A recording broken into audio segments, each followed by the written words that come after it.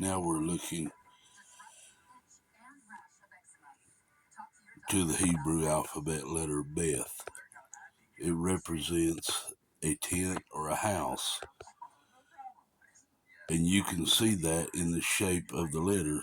Its meaning is house of El or God. Beth is spelled with three letters, Beth, Ayod, and Tav. When the king, God, enters the house, ye are then able to make, then ye are, ye are then able to allow Genesis to happen.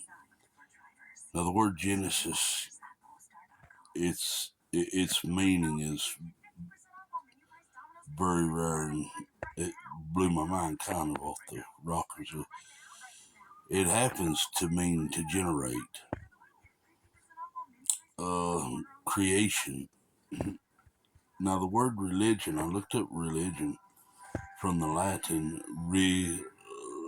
religar, which means to reunite. There's another interesting word you find in the ancient Hebrew, Paleo Hebrew, which speaks of yoga. Now, many have talked about this and they think it's like an exercise and all that of Sanskrit, but their Sanskrit meaning, and it means to unite oneself with the truth, which we know Christ to be the truth. So Christ did teach yoga. It is the teaching, the meaning to unite oneself or rejoin oneself with the truth. Beth represents duality. It's of a twofold nature, you see. The number is two. Hebrew Rashit meaning kingdom.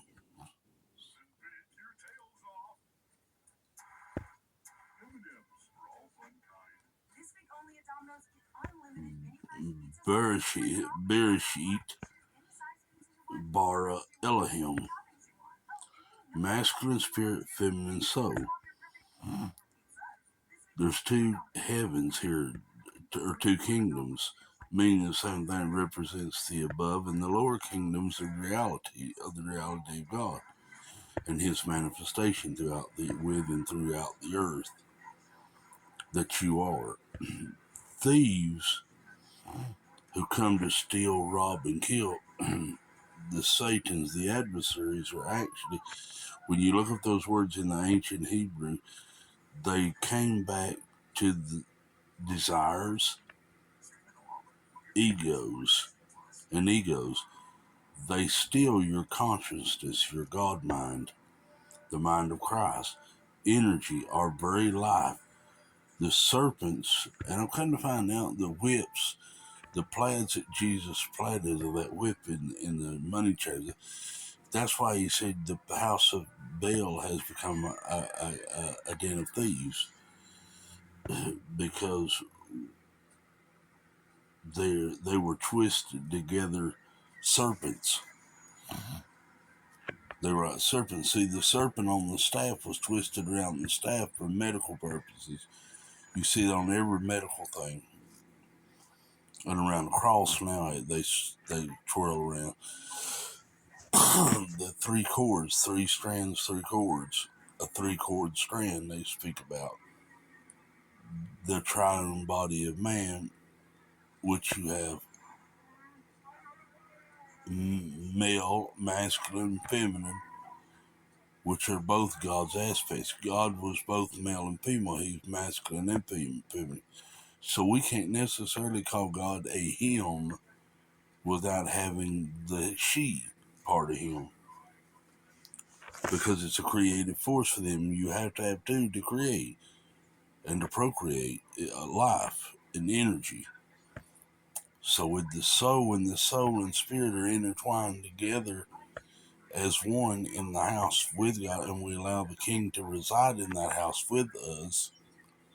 We all three are as one, or you have Father, Son, Father, Mother, and then Son, which is a creative force that is birthed from that, the regeneration of that same seed of itself. None in the religious orders at the church systems can ever claim to be true Christians.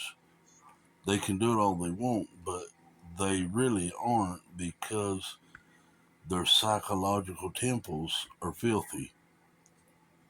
They're fleshly, is what it means by being filthy. We must first purge our minds of the earthly teachings, of the carnal-minded teachings. Our mother is the Shekinah glory, and our Father is Abba. See, all these aspects go together. You have to have two to create, to bring forth that creative energy.